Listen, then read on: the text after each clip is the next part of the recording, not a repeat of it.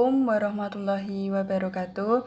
Kepada Bapak Dr. Haji Ahirin MAG selaku dosen pengampu mata kuliah profesi keguruan, kepada teman-teman yang selalu berbahagia. Pada kesempatan kali ini, kelompok kami akan berdiskusi tentang 7 kesalahan yang sering dilakukan oleh guru. Pada hakikatnya, guru merupakan seorang panutan buat peserta didik. Jika seorang guru melakukan kesalahan, maka muridnya akan menirukan kesalahan tersebut. Untuk itu, kita sebagai guru harus memberikan contoh yang baik, karena hakikatnya guru adalah digugu dan ditiru. Tetapi dalam praktek sehari-hari masih banyak guru yang melakukan kesalahan-kesalahan dalam menunaikan kiprahnya sebagai seorang pendidik. Dan kesalahan-kesalahan tersebut seringkali tidak disadari oleh para guru, bahkan masih banyak di antaranya yang menganggap hal tersebut adalah hal yang biasa. Padahal, sekecil apapun kesalahan yang dilakukan oleh guru, khususnya dalam pembelajaran di kelas, tentu saja akan berdampak negatif terhadap perkembangan peserta didik. Di sini ada 7 kesalahan yang sering dilakukan oleh guru dalam pembelajaran menurut E. Mulyasa. Yang pertama yaitu mengambil jalan pintas dalam pembelajaran. Banyak guru yang merasa sudah menguasai materi pelajaran karena sudah terlalu sering mereka mengajarkan pelajaran tersebut. Perasaan itu bisa saja menyesatkan dan membuat guru menjadi tidak kreatif.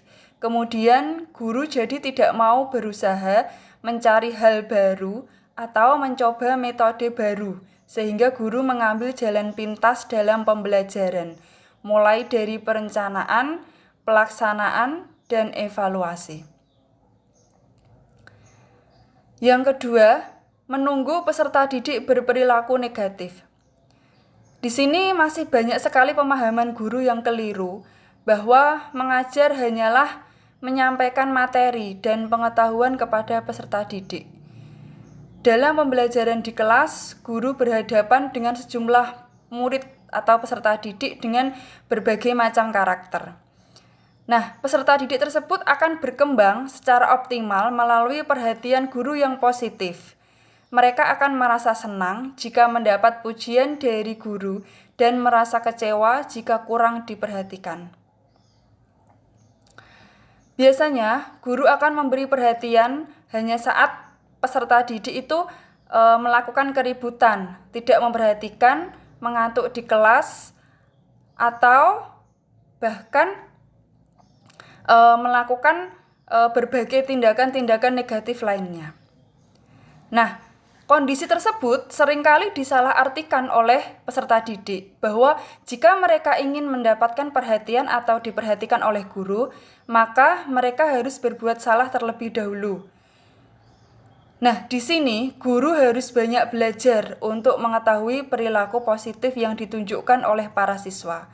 Kemudian, mereka harus segera memberi apresiasi atas perilaku tersebut dengan perhatian ataupun pujian. Hal ini sederhana, tapi akan memberikan dampak yang positif kepada peserta didik.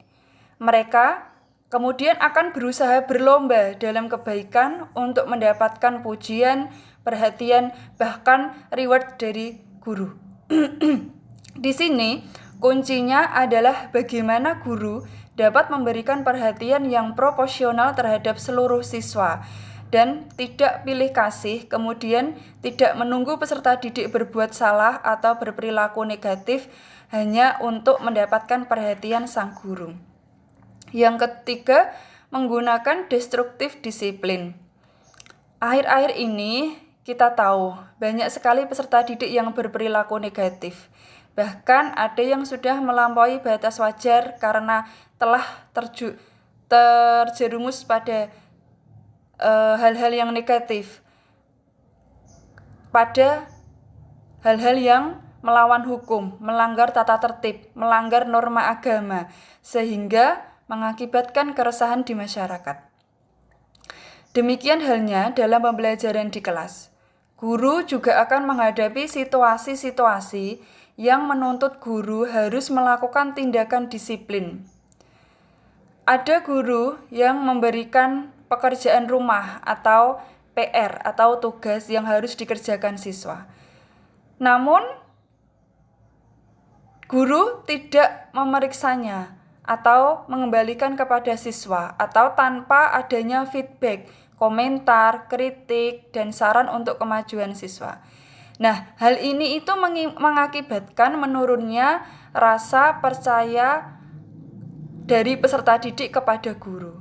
Lalu, bisa saja keesokan harinya siswa tidak mengerjakan PR lagi dan seharusnya guru tidak menghukum siswa tersebut karena guru tidak memberikan feedback atau umpan balik terhadap apa yang sudah dikerjakan oleh peserta didik. Guru juga perlu melihat latar belakang kesalahan peserta didik yang dilakukannya saat memberikan hukuman agar tidak melampaui batas kewajaran. Jadi tidak hanya semena-mena memberikan hukuman atas apa yang telah dilakukan oleh peserta didik. Tindakan melampaui batas merupakan upaya pembelajaran dan penegakan disiplin yang destruktif, yang sangat merugikan bagi perkembangan peserta didik, bahkan juga bisa mengancam keselamatan guru. Ada beberapa hal yang perlu diperhatikan dalam penegakan disiplin dalam pembelajaran, di antaranya yang pertama, disiplinkan peserta didik ketika Anda dalam keadaan tenang. Kemudian yang kedua, gunakan disiplin secara tepat waktu dan tepat sasaran. Yang ketiga, hindari menghina dan mengejek peserta didik. Yang keempat, pilihlah hukuman yang bisa dilaksanakan secara tepat. Yang kelima, gunakan disiplin sebagai alat pembelajaran. Kesalahan selanjutnya yang sering dilakukan oleh guru adalah mengabaikan perbedaan peserta didik. Sering dilakukan guru dalam pembelajaran adalah mengabaikan perbedaan individu peserta didik. Padahal kita tahu dalam satu kelas kita akan menghadapi berbagai macam karakter dari peserta didik. Mereka mempunyai karakter masing-masing dan kemampuan masing-masing yang harus dikembangkan. Mereka mempunyai emosi yang berbeda, memiliki kekuatan dan kelemahan, serta perhatian yang berbeda-beda. Pada umumnya, perilaku-perilaku tersebut cukup normal dan dapat ditangani dengan menciptakan pembelajaran yang kondusif. Latar belakang keluarga, sosial ekonomi, dan lingkungan membuat siswa ini berbeda dalam aktivitas, kreativitas, intelijensi, dan kompetensinya. Nah, di sini guru harus dapat mengidentifikasi perbedaan individu peserta didik tersebut untuk menentukan proses pembelajaran nantinya seperti apa dan bagaimana. Sehubungan dengan hal tersebut, aspek-aspek peserta didik yang perlu dipahami oleh guru diantaranya adalah kemampuan peserta didik, potensi peserta didik, minat, kebiasaan, hobi, sikap, kepribadian, hasil belajar, catatan kesehatan, latar belakang sekolah, dan kegiatannya di sekolah. Jadi seorang guru itu harus banyak mengetahui sisi lain atau latar belakang dari peserta didik. Kesalahan berikutnya adalah merasa paling pandai. Nah, kesalahan yang sering dilakukan guru dalam pembelajaran adalah merasa dirinya paling pandai dalam kelas. Guru merasa bahwa siswa atau peserta didik itu lebih bodoh dibanding dirinya. Kesalahan ini berawal dari kondisi bahwa pada umumnya peserta didik di sekolahnya relatif lebih muda dari gurunya. Hal ini perlu dibuang jauh-jauh Karena apa? Karena guru adalah manusia biasa yang juga tidak mengetahui semua hal.